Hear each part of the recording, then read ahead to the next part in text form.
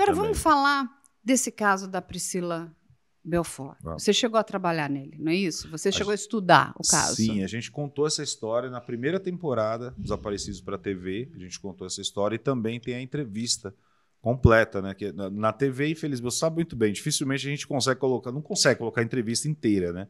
Todo o material gravado. Aí você vai para o roteiro ali, você precisa selecionar o que vai para o ar. E aí a gente não conseguiu colocar tudo, né? Porque a gente tinha dois casos por episódio na TV.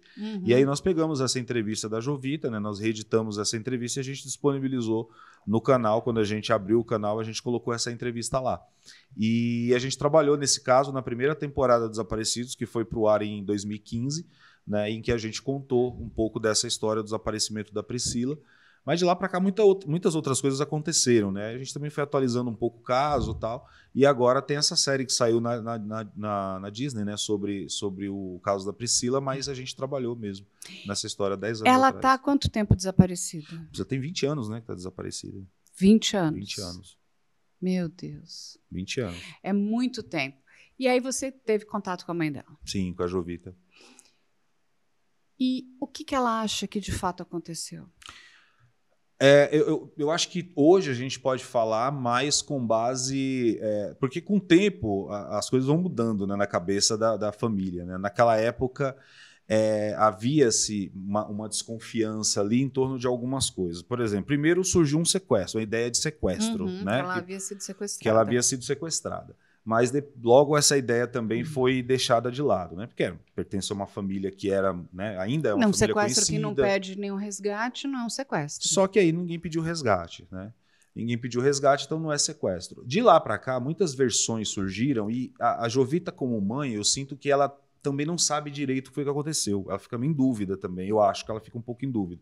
Por quê? Porque muita coisa se fala sobre possibilidades, o que a Priscila fazia fora, o que a Priscila fazia na sua vida pessoal, ela tinha envolvimento com droga ou com coisa parecida. Não, quem tinha era o namorado, né? Um pseudo-namorado que ela tinha na época, né? Um suposto namorado que ela tinha na época, que dizem, inclusive, que é parente de algum político do Rio de Janeiro e tal, tem toda essa história. E então, assim, naquele primeiro momento que aconteceu, a ideia que a Jovita tinha de que tivesse sido sequestro, né? Mas isso logo foi afastado dessa possibilidade. Aí depois ela começou a ter um pouco de desconfiança desse namorado também, porque no dia que a Priscila desapareceu, ele foi uma das pessoas que ficou ligando para querer saber dela, porque teoricamente ela tinha um encontro com ele, eles iam numa festa, alguma coisa depois, e ela não apareceu, mas ele ficou ligando para a mãe para saber dela. E aí isso trouxe também um pouco de desconfiança, porque também depois surgiram histórias de que ele pudesse, né, ter dívida de drogas, e até alguns anos depois, algumas pessoas foram presas, né, em uma comunidade lá no Rio de Janeiro, e algumas dessas pessoas, talvez até para tentar se livrar do problema, tentou incriminar alguém e aí falou sobre a morte da Priscila, né? Trouxeram a informação de que a Priscila tinha sido morta e enterrada em alguma comunidade no Rio. Foram atrás, pesquisaram, investigaram, mas não acharam nada também. Nada foi encontrado.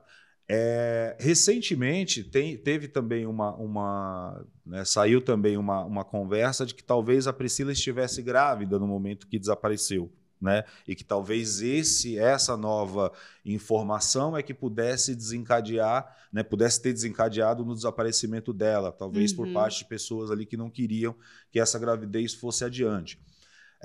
Supostamente Priscila também tinha depressão, né? Na época a mãe falou que ela estava passando por um quadro, estava meio doentinha naqueles dias, mas já havia superado a depressão, fazia acompanhamento, tomava medicamentos e tal, e aí também trouxeram a ideia de que ela pudesse ter tido um surto e desaparecido por conta disso. A série hoje, né, ela traz um panorama que eu acho que é interessante, porque mostra um pouco sobre talvez aquilo que a Priscila não era. Né? E eu acho que traz até mais dúvidas do que respostas, porque eu acho que no final das contas ainda não tem como ter certeza exatamente do que foi que aconteceu com ela, apesar de que a série traz um panorama sobre ela de que eu acho que ajuda a tirar a ideia de que ela poderia ser uma potencial criminosa ou usuária de drogas ou coisa parecida. Né?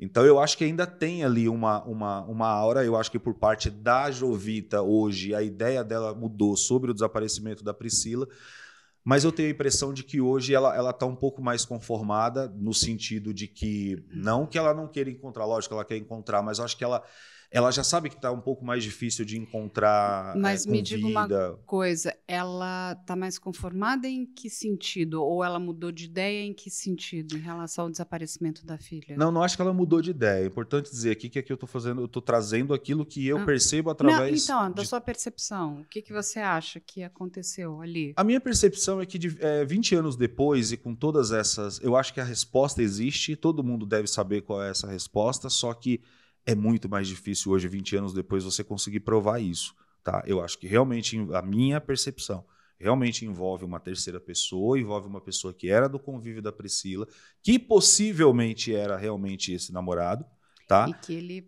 pode ter matado a Priscila, é isso? Eu não diria ele, né? Mas que de alguma maneira talvez pudesse ter algum interesse no desaparecimento dela. E que talvez isso possa ter sido arquitetado de alguma maneira. Mas você que vem lidando com esse caso há tanto tempo, Hum. mesmo que não tenha investigado esse caso, Uhum. qual é o teu sentimento? Que ela está morta, que ela desapareceu voluntariamente, que ela pode estar viva?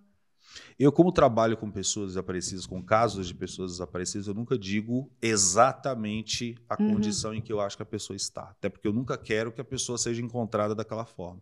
E principalmente porque eu sei que do outro lado tem famílias que estão assistindo. E muitas vezes, talvez, uma fala minha ou nossa que trabalha com isso pode trazer um gatilho ou alguma coisa para a família nesse sentido. O que eu falei sobre a Jovita é que tanto tempo depois e com tantas idas e vindas e informações desencontradas, eu acredito que ela já tenha uma ideia do que realmente possa ter acontecido, apesar de não saber qual foi a causa.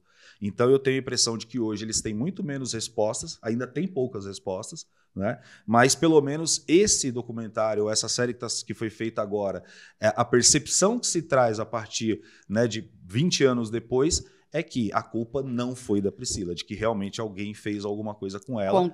Contra ela, né? E que aí, consequentemente, pode ser que ela não esteja exatamente como a família gostaria.